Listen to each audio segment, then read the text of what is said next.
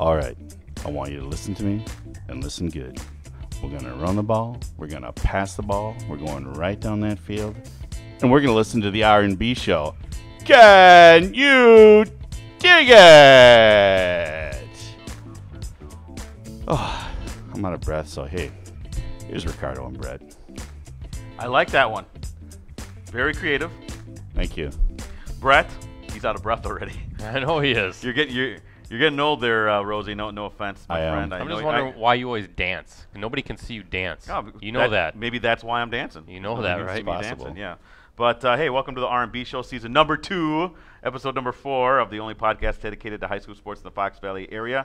I'm your co-host, Ricardo Arguello, and sitting alongside with me, as always, is Brett Christopherson, both with USA Today Network Wisconsin. Don't forget about Jim Rosendick. That was a sultry voice you heard to start our show. Yes, there it is. Jim Rosendick, also part of USA Today Network Wisconsin. Don't forget about Trent Tetzlaff. Did I say that right, Trent? Yes, you did. Yes, he is also here helping out and part of USA Today Network Wisconsin. We're glad you're here. You're going to be a permanent fixture now. Or are you permanent now? I would assume so. Okay, yeah. Great. So now we're a foursome, Brett. We are. We're like a golf outing. We're a foursome here on the R&B podcast, which is cool. But glad to be back because last week we took a week off, and there's a reason for that. I'll point out why later on in the episode here, Brett, with our changing topics here. Yeah. For some reason, I thought that was 2 weeks ago. No, that was it gets into this time of year now, and the weeks just doesn't. It's just all a blur. It's all a blur with all the stuff that's It's just all a blur. Hey, by the way, some dude wants to connect with me on Messenger. Yes. Who is this? Probably Lewis something. I think I'm going to ignore that. Are you sure that's not spam? I don't know what it is. I've never heard of the guy. Do you ever get those? All the time. Spam. Do you accept every Facebook friend request? No, because a lot of them are spam or smut. A lot of them are from adult sites for some reason, and everyone out there deals with that because I've had like my little cousin tell me, what is this? I'm like, that do not click on that. Yeah.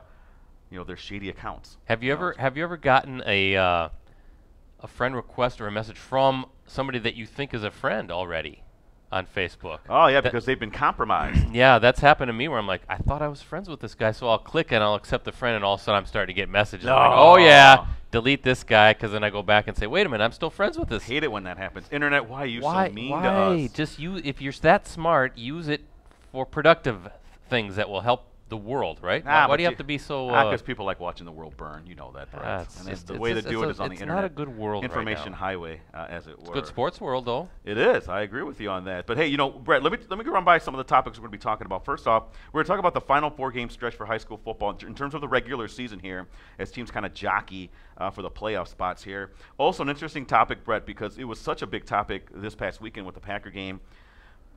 And I guess I wanted to expand it a little bit and say, will some of these goofy NFL penalties somehow, some way make its way down to the high school level? And I'm not just talking about the Clay Matthews hit that everyone's been talking about, but maybe some of the things, the defenseless receiver. Is that going to trickle down to the high school game? And if so, will that change? Or it will change it, but like how much of a change will that have with the high school game? Also wanted to touch on why we weren't here last week. Sensational Six is out, and I want to give Rosie some props and run through the names and let everyone know that that's out there in the cyber world, so please check it out. Also, you're going to have an update on the High School Sports Awards show that's coming up in May. A little bit of an update anyway, right? It started again. Yes, Here we it go. is. It's only September, but we're already thinking about next May. And then we'll also preview tonight's varsity roundtable featuring Nina soccer players Thomas Priest and Jared Lowich. Hopefully I said your name right, Jared. I apologize if I did not. But, yeah, Brett, first topic, final 4-game stretch for high school football, my friends, coming down to brass tacks. And even better, I like to see that our live stream schedule, you've made some alterations, and it's a pretty strong final 4 games. First of all, we only have 4 games left in the regular season. What in the world is that all about? When you start in mid-August. Wow, that is like speedy fast. But yes. Hey, listen, when we announced the schedule in March, April, I said it was fluid. I always get some complaints out there, but I said it's fluid. Things can change based on. Yes, you do get complaints. Based on what happens, why with do people other always teams. hate on you? I don't know, but apparently with this week's game, which we are doing Kimberly at Nina, I finally got one right. Yeah, according that's the word on the street. According to one tweet I received yesterday, I finally got it right. It only took 6 weeks, but I finally got it right. So yeah, I'm hearing myself out there. Hey, better late than never, But listen, it's kind of like, I guess, flex scheduling. Yes. Why can't people think of it that way? I have to get things locked in, and we pick the best games as we possibly can. More times than not, most of the weeks are pretty much right on. But this year it's been a strange year. There's been some maneuvering, and it just so happens that one conference in particular, the Valley Football Association, has 3 of the top 4 ranked teams in the coaches poll in Division I, all within the same conference. Yes. Fondy 1, Kimberly 2, Neenah 4, and we're seeing that in the Associated Press large division poll as well.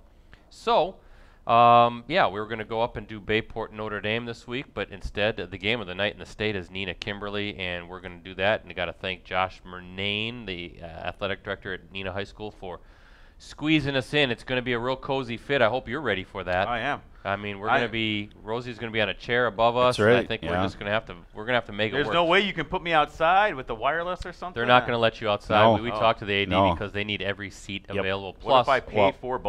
plus there's going to Maybe. be some other cameras outside. That's all I'm going to say Yeah, about that. they take up Okay. way more space than Do we you want do. all those mosquitoes on you as No, well? that's a great point. That's a good point, but I'm going to be way too close to Brett. That's my point. And then with Rosie hovering above me, I'm like, maybe I'm a little claustrophobic. I'm going to go off on a little bit of a tangent because Trent brought it up. I mowed the lawn last night. Uh-huh. I have never been assaulted by mosquitoes Really? like I was last but night. you Wow, live I'm right glad by I that. didn't Don't do you it have like then. a water? Well, they drain the canal, the boat Oh, canal okay. by the locks, but yeah, we can see that you're right by the Fox River. You can see the river from our house. We live on top of a hill that looks down into a park, borders the Fox River. But holy smokes, I have bad? never seen so many mosquitoes in my life. And then I took a bike ride. It was only a 10-mile bike ride, just something quick because it's starting to get dark. Anytime I stopped at an intersection, they were on me. Yeah, they I mean, followed are you. you Dang. kidding me? They followed you. Really? I have never That seen bad? anything like it. We desperately, and I hate cold weather with a passion. No, this Oh, time we I need love it. it. we need a freeze in the Now worst hold on a way. minute. Yes. Anyone rid know of how these long bugs. do mosquitoes live? I only thought they had a This couple will be weeks about lifespan. 2 A weeks. couple weeks, yeah. Okay, so Well- they should be dying off soon. Well, that's 1 week in right now then. Yeah. So we need one more Yeah. week to go. Or we need like a whole colony of bats just to come on and just feast. Yeah, exactly. Just go it would be nuts. a feast, too. It's crazy. So anyway, but back to the topic at hand. So yeah, the 4 games we have coming up are, as I said, Kimberly at Neenah on Friday night. Then Appleton North and Kimberly at Week Paul 7. Engen Field at Yep. Week 7. I unfortunately won't be able to make that game. Okay. I have a family commitment now. That's right. Very important one you should not miss. I so. shouldn't miss. Okay. It's related to my youngest son in his senior year. In Week 8, we're going to go back to Rocket Stadium. It's going to be Fond du Lac at Neenah. We switched that one up. And then Week 9, a great Northeastern Conference matchup between 2 of the top teams in the state in Division 4 in Little Chute at Wrightstown. That's a pretty good foursome to go Yeah. into the playoffs. Well, and technically, Lot just of because momentum. it's the VFA, there's still a north, a south, Yeah. and a west in there. Which won't get you started on that. But we're hitting more than just one thing, and then we got the Well, and Northeast we are one. reaching multiple markets, but again, it just so happens that these next 4 games are going to be the games of high interest, and they just so happen to be in this market. And I think we can say with certainty and maybe even a little conviction that there is no doubt in my mind that, again, the top teams, a lot of the top teams in the state, again, are centered in this Appleton Fox Cities market, right? I mean, I know Bayport's having a heck of a run up in Green Bay. but and- that and conference isn't very good. This it's year. a yeah. You look at Manitowoc struggles, the two Sheboygan schools struggling. De Pere, Ashwaubenon usually tough down. It's Pulaski, it's Notre Dame, it's Bayport. No doubt Bayport and Notre Dame would have been a good one too. But the game of the night, the big interest game, is without question is going to be Kimberly at Neenah. We haven't seen Kimberly since week 1. since week 1, and we haven't seen Neenah yet. So we had to make that switch. So good job you getting it right finally, Brett. Yeah, I'm glad I got it right. It only took me 6 weeks, but I finally got it right. But hey, listen, fans wanted it too. Fans have been asking, hey, you're going to be streaming this game. Yeah. So it's time to hit the stud teams, the superstar teams, and I think we got a great schedule going into the playoffs, and who knows how the matchups will play out. Hopefully we can catch Bayport at some time. I really would like to see the Pirates because I know they're stacked. Yeah. Hey, I want to send a shout out to Jerry Laundry. He's watching. He says, "Gentlemen, hey." Well, hello, Jerry. What's up, Thank you for Jerry? Clubhouse tuning Live in. fan. Yes, very much so. So glad you're checking us out. So what do you think? What do you think of the I'm schedule? glad. You can't get a stronger schedule, in I my think opinion. that's- And maybe for that Appleton North game, I'll ask Mike Sherry if he wants to join us in the booth. Maybe, What do you think about that? Maybe I like Trent, it. Maybe Trent. Maybe Trent. He's can join he's us, a North grad though. I don't know if he I can don't, yeah, stay so that's the objective. thing. I know he's I don't know if they Appleton. let me back in there. Yeah, you well, gotta right. keep it biased or unbiased. Sorry. I would love to be at the game. I just No, don't make no. I gotta It's okay. attend. It happens. I gotta attend my son's It deal. happens. All you got to do next year is schedule the China Bowl game between Amner and Winnicott now. Well, Yeah. after this though, my wife and I are kind of sort of empty nesters already, and we're still so young. That's the thing. You are. I'm like, Don't say I'm that, just man. so- You're scaring me. So super You're young. not- you're not that old. I know, but he's going to be off to college. Yeah. My oldest has already got a job, and Get a dog. we There have you a go, dog. yeah. Oh, We get have a another dog. one. Yeah, No. there you go. Get to it. It's just like having kids. Piper's so. our last dog. She's 7 years old, and once she goes, which will be many years from now, that's it. Then my wife and I can go Wow. wherever we want. Me and Rosie have 10 more years. We right? do. No, least. 8 more Yeah. years. 8 more years. See, look at that. So. Connor's going to be out, and Chris and I are only going to be in Yeah. our 40s still. We're like, hey, we got, Living we it got, we got up. our whole Yeah. life ahead Party of us. Vegas. Trent, I bet you look at me and you cannot believe that I have sons the age I do, because I look like I'm 25. You guys are Yeah. making me feel young right now. You are young. You You're are, half yes. his age, for crying out loud. But yeah, okay, well, good, Brett. Thank you for that. Wanted to segue a little bit into the AP rankings, Brett. You had those up on your computer there. Yeah, let me get them up here. And then when you mentioned the teams that we have coming up here, and Fond du Lac is obviously ranked number one. And we saw them last week, and Right. they looked outstanding Yes, and taking down in a Hortonville. 63-20 Wow. victory over Hortonville. Kimberly's number 4, and Nina is number 8. How about that for one division? And Valley Football That's Association. fantastic. So we make no misgivings. There's no misgivings there, Brett. You did the right thing in terms of scheduling those schools. I see Bayport there ranked number 7, but They have Nina at Brett, 8. like, if you go down to the medium division, that final game of ours, Wrightstown and Little Chute. Little Chute cracked the top 10 in the medium division. Little Chute's 10 in the AP poll, but in the coaches poll, Little Chute is 5th. 5, and Wrightstown is 7 and D4. So Right, two and outstanding Wrightstown programs. I thought Wrightstown had They a have vote. 2 votes. Right, that was me. I voted Little Chute high and Wrightstown 8th in the or 9th, I should say, in the poll. So I'm expecting a great game there at the end. Hopefully both teams will get the job done and be undefeated for us anyway. Keep in mind in that medium division, and look who's out there at number 2, St. Croix Central, Yes, a I know powerhouse St. Croix in Central. Division Little 4. Chute That plays them. middle border is really what the Yes, league I that dominates know. the Division 4 field. So Somerset's also in that division. yeah, right? so we'll see. How many what- Classic 8 teams are in there in the top 10? Ooh, Rosie. Oh, Rosie. I'll have In to the go back Division and look. one. Let me, Yeah. let Well, me Muskego is one of them, isn't that? I No, can't Muskego's remember. Southeastern Conference, actually. You brought up a good point Yeah. too. Whatever, I don't think is Arrowhead in the Classic 8. Yes. What happened to them this year? They're terrible. Are they? Yeah. Waukesha North's in the Classic 8, and Mequon Homestead. Maybe You got to get Marquette. on that radio So station they, down with they, the boy- they didn't the- invite me. The guys in they Milwaukee. didn't invite me this time. It's surprisingly. Oh, wow, They geez, have not. yeah. They have not invited Fond me. du Because Lac. they have no defense. Fond du Lac the clear Oh, number sure. 1 though, right? There's no doubt in my mind. You and I mentioned it last Friday about how this team reminds us of that Kimberly team with Blair Mulholland from a couple years ago in terms of the amount of offensive weapons they have. And an offensive line. And an that's offensive really line good. that is just dominant, and a defense that kind of is underrated a little bit because the offense has so much of the spotlight on it. They're a complete team. I'm curious to see in the postseason who they will face. They face obviously Nina later in the year, but in the postseason there's a different animal. I don't know. I always feel confident Kimberly in the postseason, but now I'm not so sure.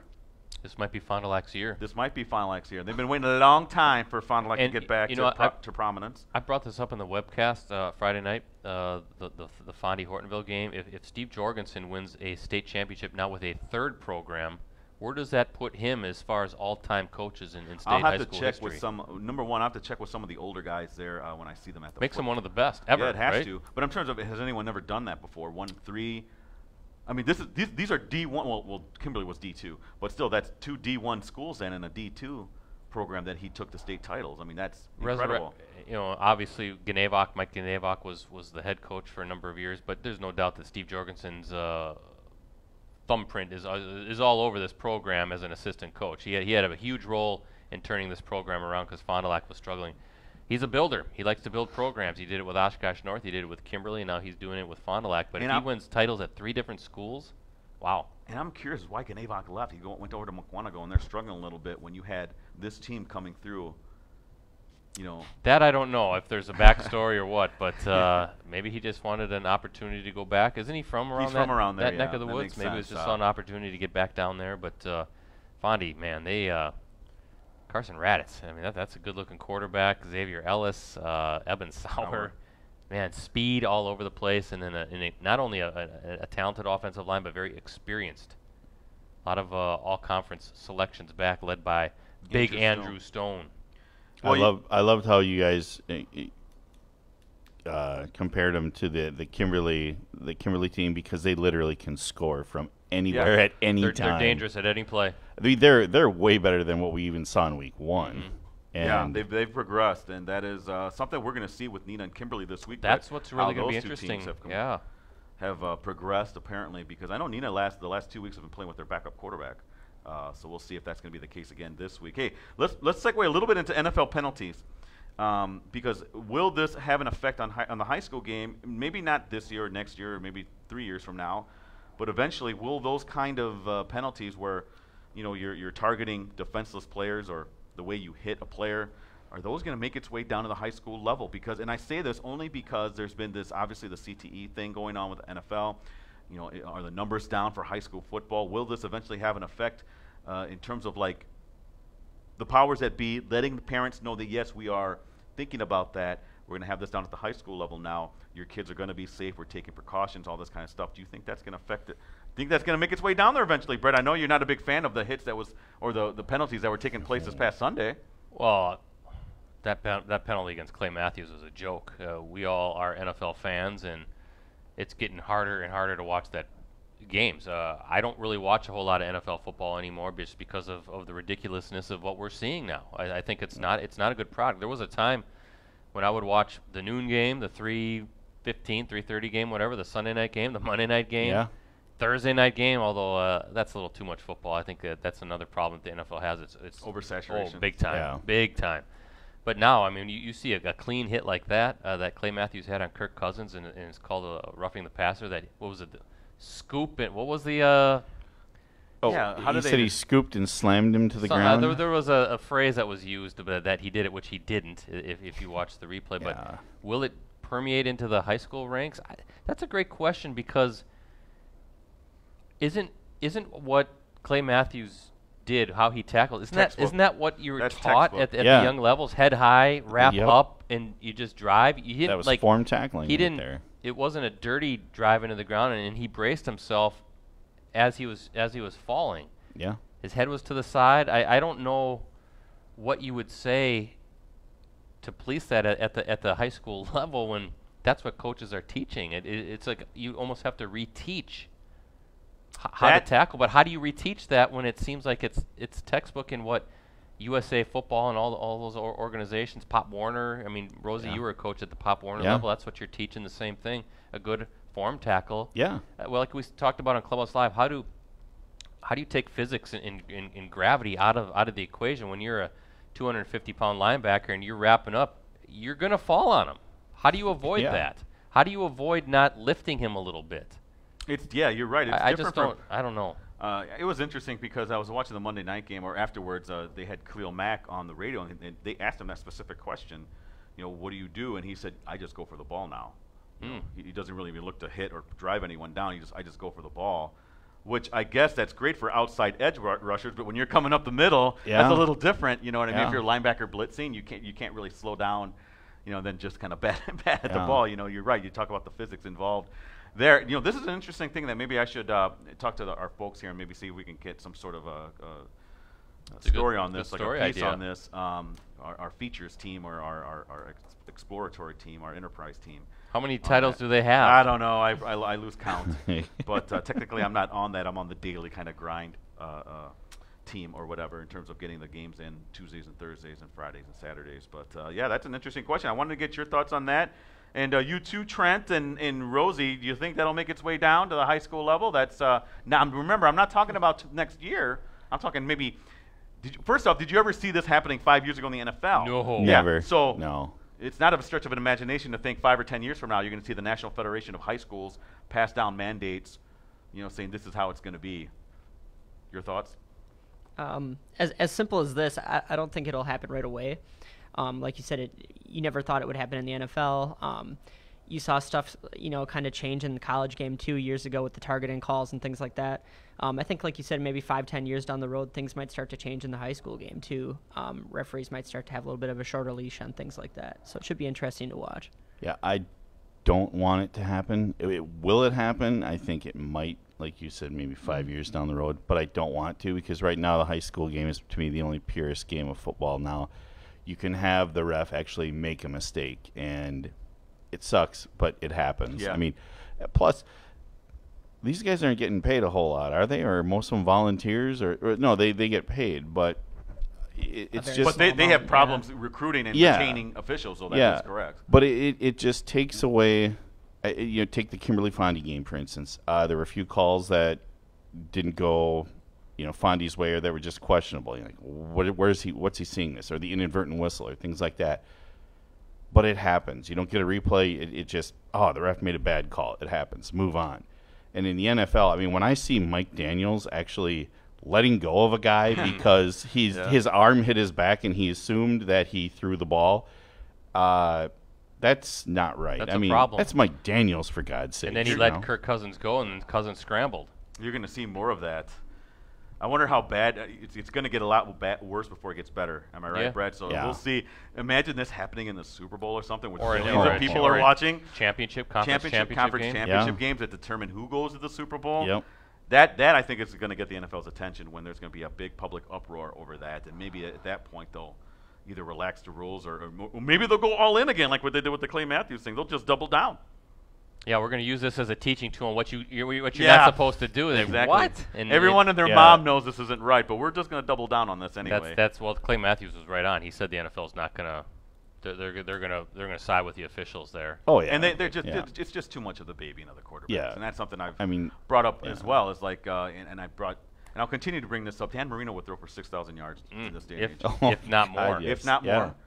Because that's why I always chuckle when I see Packer fans saying, or not even Packer fans, Patriots fans, Brady's the greatest. Look at all the numbers, and Rodgers too. I'm like, they're playing in a completely different era. Yeah. Just go back. This is what I want you to do, people out there. Go onto YouTube, look up 1987 championship game between the Giants and the 49ers. And look at how much Joe Montana got hit. Yeah, he did. He was absolutely obliterated by that Giants defense, one of the greatest of all time. Every one of those hits would have been a penalty now. You don't even have to go that far back. Look at Brett Favre.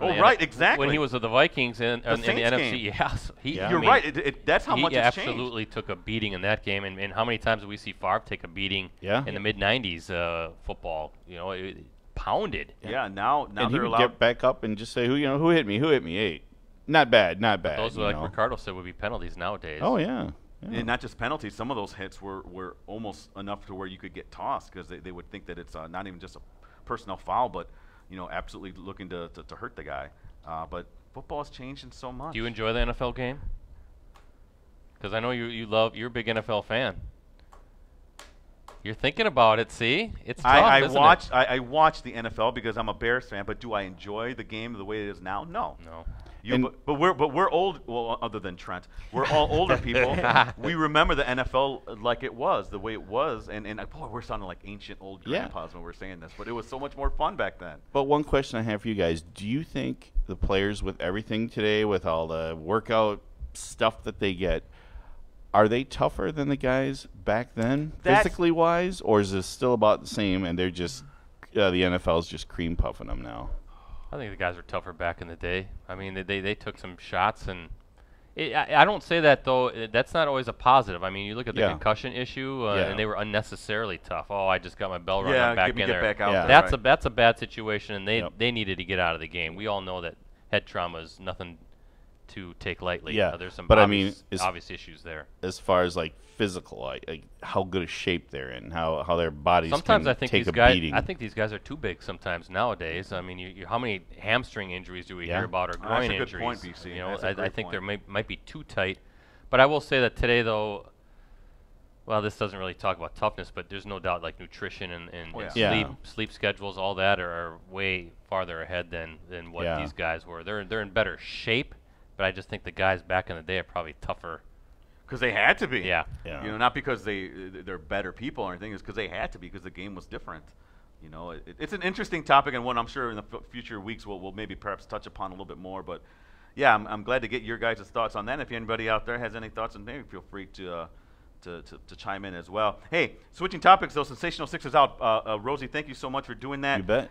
It's out. These are the 6 girls: Maggie Cartwright of Kimberly, Liz Grigorski of Xavier, Addie Barnes of Nina, Kayla Kraus of Nina, Jenna Chauncey of Chilton, and Hannah Vandenberg of Little Chute. They headline that showcase. It's out. Now, what is the Sensational Six? Sensational Six is our top 6 girls volleyball players for this season.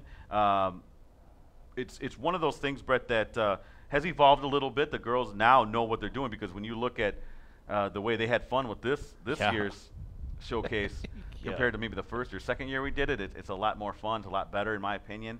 The football team has a little bit more to catch up with, though, in the Elite 11. They're tough guys. They're tough guys. They don't want to seem so cool and having fun. But, please check it out. It's all over Twitter. It's on postcrescent.com. If you go under there and click under sports and varsity, you just find all the videos. Actually, you should probably just find it on the main page as well.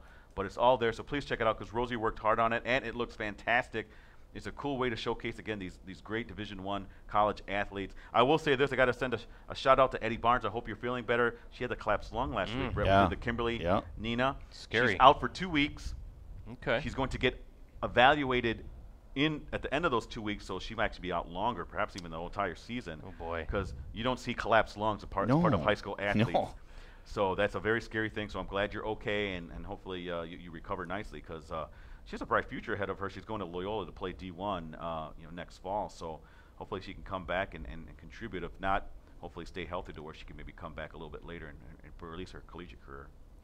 When we streamed that game last Brett, Tuesday, you were down there on the floor. floor. I was on the was floor, right there. and I said to her, she didn't look right in her face. There was some concern, and the trainer was watching her pretty closely. So glad to hear that they at least found out what's going on and they can get a handle on this, hopefully. How do you go about getting a collapsed lung? Right, and that's the big especially being question. in that good a shape too. Yeah, well, and someone I don't know if it's Coach Moriarty had texted me. He says I guess he said it's something that's actually possible with girls, because Addie Barnes. Let me describe her this way. She's been on here, and I've known her for a while.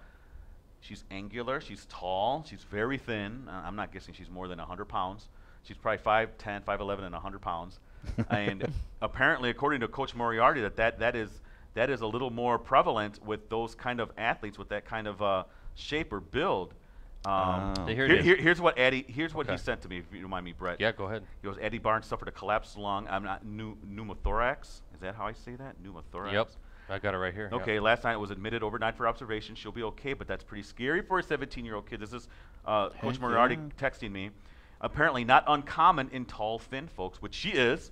Yep. And she's very thin. Yep. And I think that is the overwhelming thing, is that she's 17. So hopefully, Addie, you're fine. And our prayers go out to you. Hopefully you'll be back soon.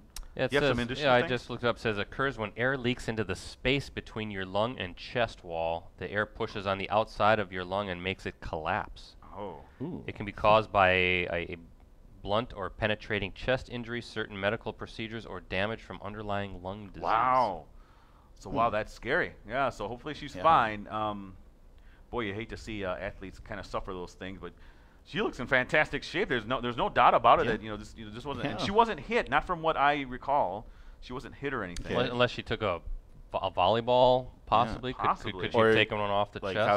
How they contort how they have to hit the ball. Is that Maybe she something that pressed maybe could against have herself. caused it? I don't know. That's interesting. By the way, Pat Johnson watching on Facebook. Hello to you. Well, too, hi, Pat. Hi, Pat. Hello, Pat.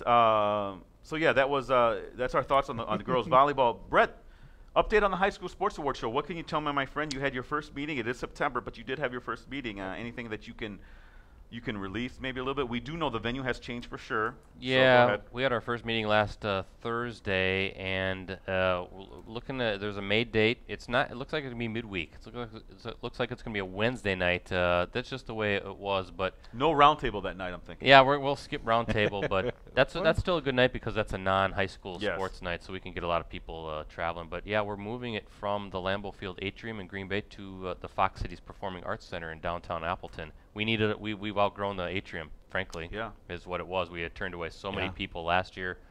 Plus, the PAC provides better logistics as far as staging, sound, visual. All that stuff needs to be hauled into the atrium. Atrium's not really set up for events like that, where Gannett does these shows, numerous markets throughout the country, and I think all but ours was in an actual theater setting. So I know the events team, the corporate events team, is really excited to move it to the PAC because we have one of the top shows in the country.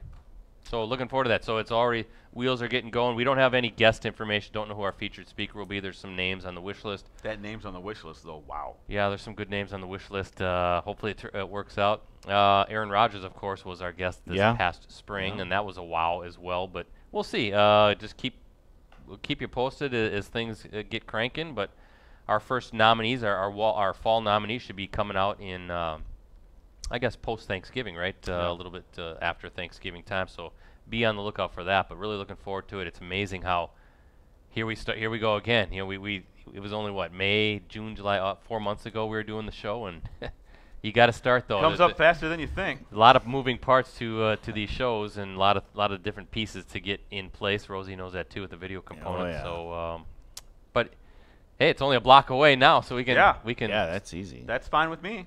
There'll be no tuxes this year, though. We'll see. We're gonna go suit and tie. We'll see. Maybe if we can work out. We'll have to talk to our ad people. Maybe they can work out perhaps a partnership with someone down here.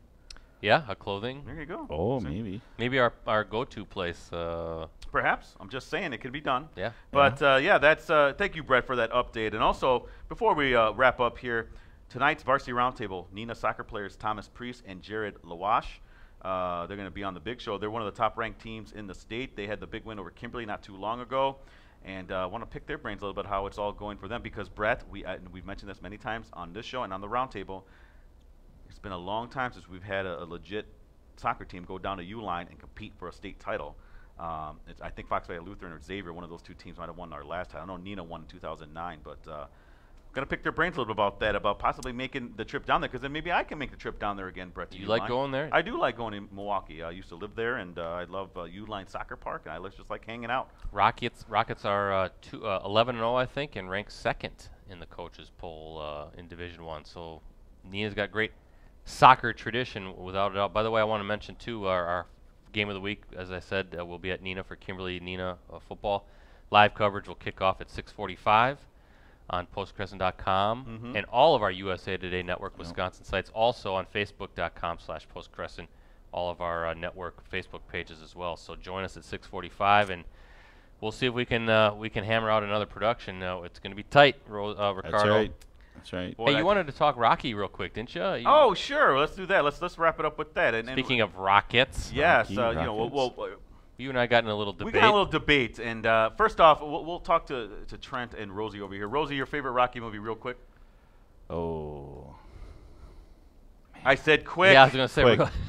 All right, I'm just going to go with I'm going to go with 4. What the heck? I'm Wow. going Okay, 4. Drago. Drago. The original. You've seen them now, Yes, right? Okay. I have to go with the original, though. Attaboy. original. The original's too mine easy. too. Rocky 3 is mine by just a smidge over Rocky 2. Rocky 1 is right there as well. Do you want me to give me the reasons why? I'll give you the reasons why. First off, I thought Rocky was a fine film and deserving of the Academy Award. I just thought the pacing was a bit slow, and to tell you the truth, when I watch it on AMC or whatever it comes on, I tend to take a nap. It's one of those things. Until the final fight, it gets to be a little bit slow. Rocky 2, much better. I thought it was much better paced. Obviously, there was more money involved because it wasn't it wasn't Stallone's first film. They had some, financing there. Rocky 3 to me kind of incorporated all. Number one, because the villain was so bad. Look, it was hard to hate Apollo. Apollo was ended up being a good guy. One of Rocky's best friends. And really, he wasn't even that bad of a guy in the first 2 films. He was just a guy that maybe felt slighted because of the result in the end of the Rocky 1, where he felt, he won, but he didn't win, right? Yeah. Where there was a clear-cut villain in 3 and 4, but 4 was too cartoonish. In my opinion, Rocky 4 was too cartoonish with Drago. Cheese, man. It was cheesy. It was just too and let me talk to people out there this. Did you ever think in the beginning of Rocky 4, and we've all seen it, when Apollo steps in the ring, his physique pretty much matched Drago's? You know what I mean? Am I right? That to me was hard to swallow. It's like, Carl there's no Weathers, way. man. There's no way this former NFL linebacker, I know he's playing a character, is going to get beat up like that by a guy who doesn't even look that much bigger than him. Am I right? Drago was taller and had a longer reach, though. Maybe, but not in terms of power. I mean, it didn't look. It didn't make any kind of sense. He Rocky must 3, break though, him. Clubber Lang, Mr. T, played a great villain. He had the swagger, he had the talk, he obviously had the physique. It fit better as a villain than maybe so much more Drago. Where Drago had like what 10 lines maybe. I must break. I mean, he didn't really talk at all. You know, I mean, to me that's why Rocky 3 was so high on my list, because of the villain more so maybe than perhaps the other factors. And I really did like the Apollo Rocky. This guy sounds friendship. like a film critic, I doesn't know. he? Okay, Yeah. but you like Rocky 1. That's fine. Give me reasons why real quick. Well, the original, I just think it was brilliantly made. I disagree with you on the pacing. I like Rocky 2 as well, and I just saw it the other night. I thought Rocky 2 went a little slow, especially when Adrian got sick and was in the hospital. I thought that was a segment that was like, let's shorten this a little bit. Way too long. I just like the purity of the film. It was simple, but it was a great story. The relationship between Mickey and Rocky was really powerful. There were some great scenes that you and I talked about earlier with those two guys. My problem with 3 and 4, I tweeted this out. All these Rocky movies have been on TV lately, and when I saw Rocky 4 and it was leading up to the final fight, I tweeted, man, this fight scene was so much more believable when I was 13 years old when this came out. I'm watching this now. I'm like, are you kidding me? There is no way humanly possible two men can just pound on each other like that. And when you watch a real fight, they don't just come out and just start swinging. They're dancing around. They're kind of sizing each other up. I agree with you. That way, the first two movies were a little bit more realistic. Even Rocky 2, though, it was unrealistic. Like it was like, and then it was too fast. I mean, there's no way that two men can pound each other for 45 minutes, 15 rounds, 3 minutes a round, right? Yeah. And survive. You just can't do it. Plus, it's just too much. It's too much music. Even Stallone said it when I watch these films now back in like 3 and 4. It's too big. It's too 80s. It's too much music. Too much hair. Even the sounds of the punches landing sound too big. In 4 or 1 or 2 or all of them? No, 3 and 4. Oh, 3 and 4. Okay, all right. But I tell you what, it doesn't matter what Rocky it is other than Rocky 5. Don't tell me you're watching Rocky 5. I started. Rocky 4 ended the other night, and then Rocky 5 started, and I watched the beginning. I was like, I don't really want to watch. I wanted to walk out of the theater when I saw Rocky 5. Not a good I saw movie. it as a young teenager. It was terrible. I remember watching. I'm like, this is horrible. Doesn't Mickey come back in Rocky 5 too, like as a ghost or something? It's just not good. It was just not. I didn't even like Rocky Balboa much. Now Rocky Balboa was good. I like Rocky Balboa. I like Creed. Creed was really good. I look forward to the second Creed. But here's also last thing about Rocky. He starts out, rough around the edges, and then all of a sudden in 3 and 4, he's a little bit more sophisticated, and he's like, and then he reverts, and then he back. goes back. I mean, how do you do that? Too many hits to the head. That's just that's what it was. Unrealistic. That's what it was. But there's still good movies to watch, and but 1 and then 2 I would rank, and then Creed I guess I'd put number 3. Creed is high on my list too. This we have a consensus. 5 is terrible. Yeah. That's with Tommy Machine Gun Morrison. Yeah. Yes. Tommy Morrison. Tommy Morrison. Yeah. Well, he was Tommy Gunn in the movie. Tommy Gunn in the movie. Okay. And then he became the heavyweight champion for a little bit right after that. Tommy movie. Morrison. He's dead gone now. Passed away. Yeah, passed away from HIV. But at the time, right after that movie, he became champion for like a little bit. And then I think I want to say Riddick Bowe beat him. I used to be a big follower of boxing back. By the way, they don't have 15 rounds anymore. 12. It's 12 is a limit now. Wow. But remember in Rocky 5, the big fight scene was in the street. I mean, it was so dumb. I think even Stallone even knew. Yeah, but you had to like the guy who played Don King, though. It was a complete ripoff of Don King. It was. Right. But Rocky 1 will always be, I agree with you, Trent, it's the original, it's the Academy Award winner, it introduced Stallone to the masses, and it was just, plus he didn't win. I agree with you and I like that too. Here's the thing, but people, I didn't like that at the end. You didn't know that because it was so muted. The decision going to Apollo, you didn't even know. No one knew if he won. I heard that people left the theater not knowing if he won or not. Really? Yeah.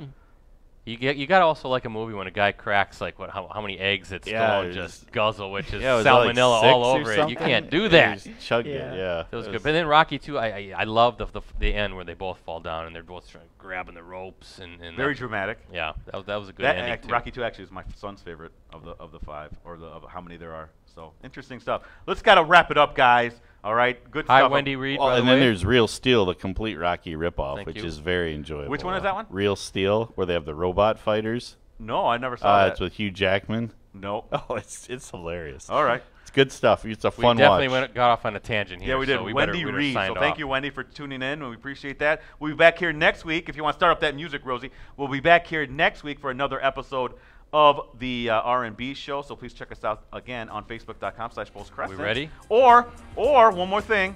Download us on iTunes, Stitcher, or Google Play, and you can hear us, listen to us in your car, Anywhere. on the bus, anywhere. Have a good week, everyone. See you back here Hey, again. you can't touch me now. I got all day to throw this pass. Here we go. Penalty. Bam. Oh. Right between the